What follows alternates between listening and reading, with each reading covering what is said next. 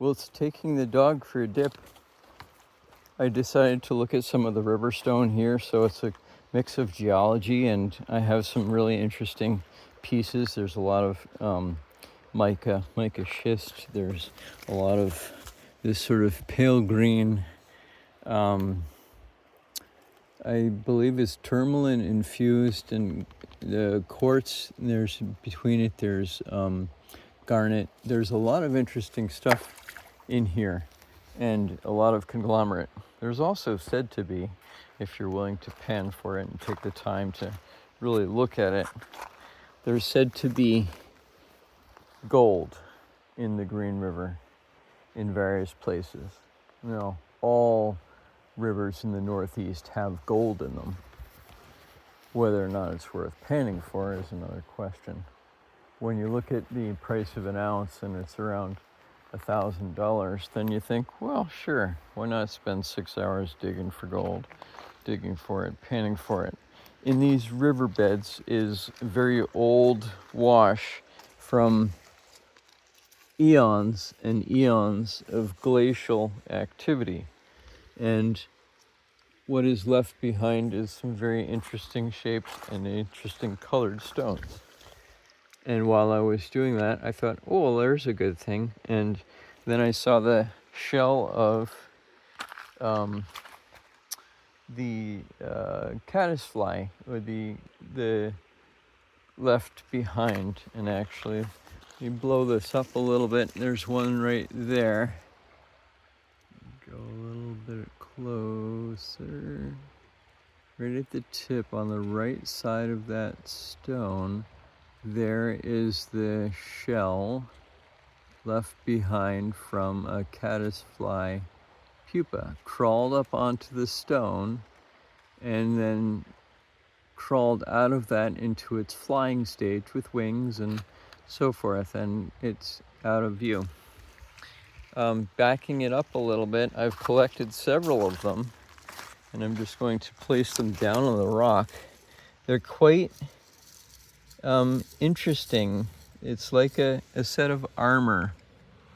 The underside, of course, and the, they're all stuck together, and the set of, I don't know what those even are, but the long piece, and they crawl out of the back of it, and their head, and they go in that direction. So these are really interesting, and the shape of them is very interesting as well. The shape and the what they become. So in the water, they're actually shaped like that without quite as many legs, and the legs are more forward. So the rest of the body is down inside a casing, and if I could find one, that would be quite lovely. But I don't expect to find one. But if I would say just poke around in the shallow water here, the chance of finding one on the underside of a stone is kind of high. I guess it just requires another level of looking. They often will be on the underside, or there's something else entirely. They'll often be on the underside of that. It's maybe the beginning of one. Yes, here. There's the beginning of a casing, and I don't know if that's a casing or not, but they form a pile of rocks, stones, little twigs, and other things around them, a casing, as it were. And then they walk around in that, and on the bottom of the river, and hang out where they can get detritus and things from underneath. They're not as susceptible to fish because of that casing. A fish will pick them up and spit them back out, thinking they've got stones and sticks, which is true, but there's an insect inside that. If you peel a banana, there's good fruit inside, but fish don't think that far in advance. So there's some really interesting stones. There's a lot of schist, and there's a lot of garnet in the schist. This is very soluble stone. And also then there are the critters that hang out in the environment that is part of the river and the river system and the stream system. And there's another shell right there. It's funny, every time I turn around, they're like, there's another one, and there's another one, and there's one that crawled out that didn't make it. And there's another one right there in the middle of the screen. Beautiful. It crawled up, and of course it looks like a decapitated thing, but that's not live. That's just a shell, what's left behind the caddisfly, or one of the varieties of caddisfly. And I don't remember the genus, but and this looks like another one, but it's moss, clearly.